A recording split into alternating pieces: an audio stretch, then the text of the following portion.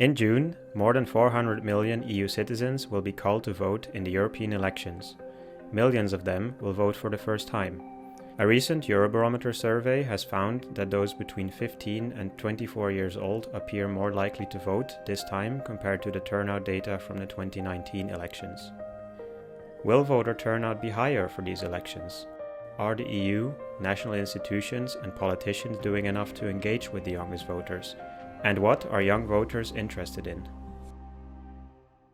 In a recent interview, Jaume Duch Guillot, the European Parliament's Director General for Communication and spokesperson, explained why it is important for the youngest generation to go vote in the upcoming European elections.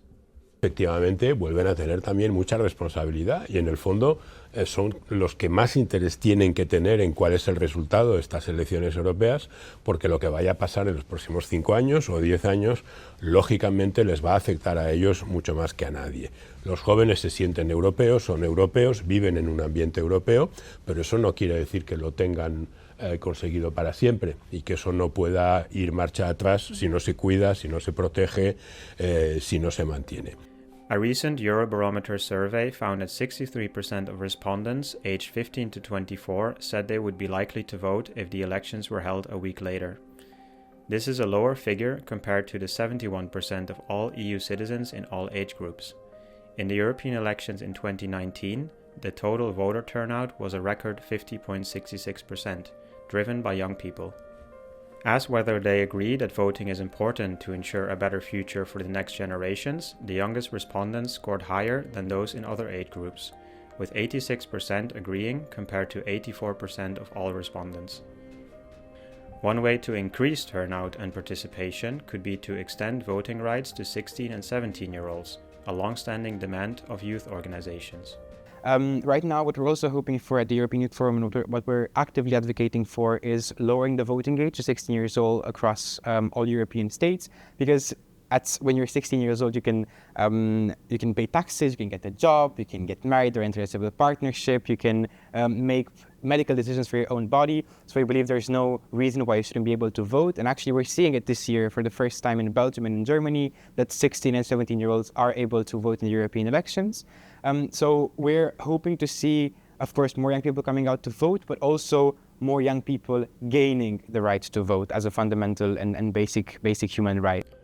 In addition to the voting age, the EU institutions, national governments and political parties also play an important role in engaging young people to vote in the elections.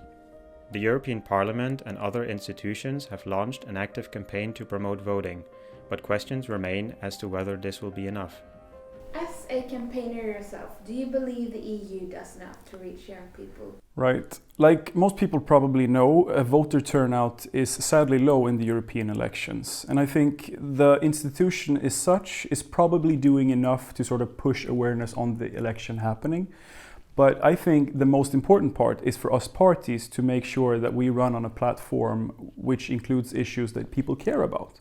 You know, as a voter, you should really feel that what you vote for in this election matters. And to me, again, us parties has the most important role to play in that.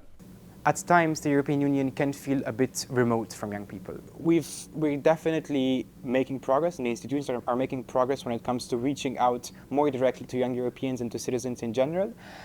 Maybe some of the points that can be strengthened when it comes to reaching out to young people is to work more with young people themselves, and very importantly with youth organizations in developing those messages.